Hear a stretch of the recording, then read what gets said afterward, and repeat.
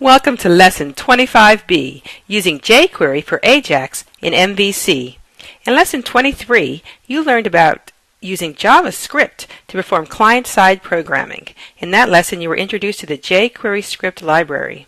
In Lesson 24B, you learned how to use the AJAX helpers provided by the ASP.NET MVC framework. In this lesson, I teach you how to use the AJAX tools provided by jQuery. These are the AJAX methods that jQuery provides. $.AJAX method performs an AJAX request. All of the other methods in this list are shortcuts that actually use this method. The $.get method loads HTML using an HTTP GET request. The $.getJSON method loads JSON encoded data using an HTTP GET request. The $.getScript method loads a JavaScript file using an HTTP GET request and executes it. The .load method loads HTML into the specified element, and the $.post method loads HTML using an HTTP POST request. The simplest way to fetch data asynchronously from the server is to use the .load method. The .load method can be used to replace the update panel server control that was introduced in Lesson 24A. These are the global AJAX event handlers that jQuery provides: AJAX complete, AJAX error, AJAX send, AJAX start, AJAX stop, and AJAX success. In this lesson, you use jQuery to create the same page that you created in Lesson 24B. The lesson requirement for this lesson is the please wait.gif file, and the hint is add a reference to the jQuery library by dragging it from the scripts folder directly onto the form. To get started with this lesson, select New Project, ASP.NET MVC2 Web Application, and enter Lesson 25B for the name of the application. Finally, click the OK button. Right-click the Content folder and select New Folder to add a new folder named Images. Right-click the Images folder and navigate to the Please Wait.gif file. Select it and click the Add button.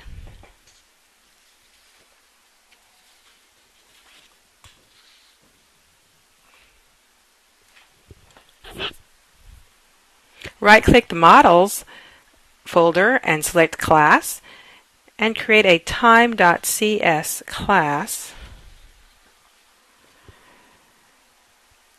Enter one property, which is the current time, which is a date time, and then add a timestamps class, which is a list of time objects.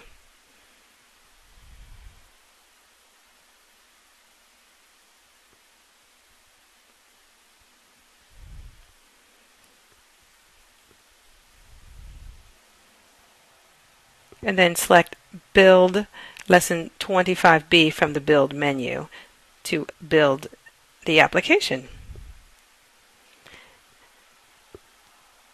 Now right-click the Views folder, select New Folder to add a new folder named Time. Right-click the Time folder and add a new view. Name it Index. Check the Create a Strongly Typed view and select the models.timestamps data class, and then hit the Add button. Delete the markup off this page and drag the jQuery-1.4.1.js library from the scripts folder right onto the page.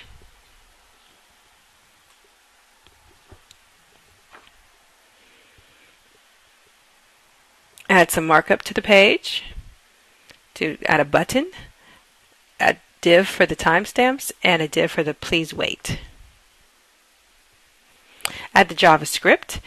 The first thing we need to do is set the cache to false. Add a function on the load, and then we're going to hide and show the wait. Add another view for the timestamps themselves. It's going to be a partial view, so make sure you click that. and then click the Add button.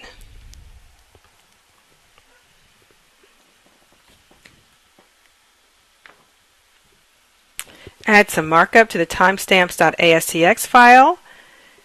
Basically, you're going to loop through each of the timestamps and display it. Add a controller, time controller.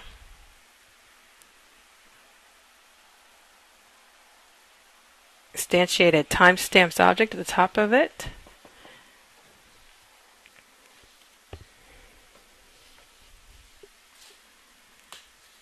And then update the index action method.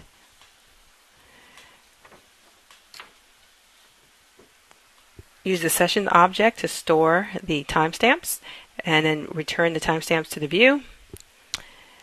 And then add a timestamps action method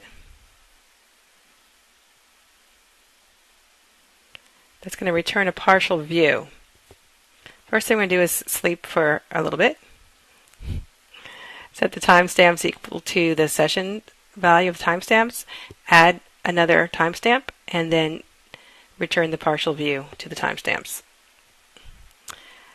Finally, we need to update the site.master file to add a time tab.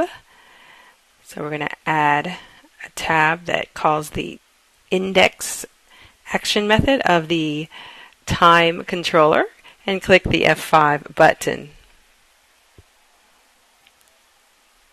Now go ahead and click the time tab and hit add timestamp.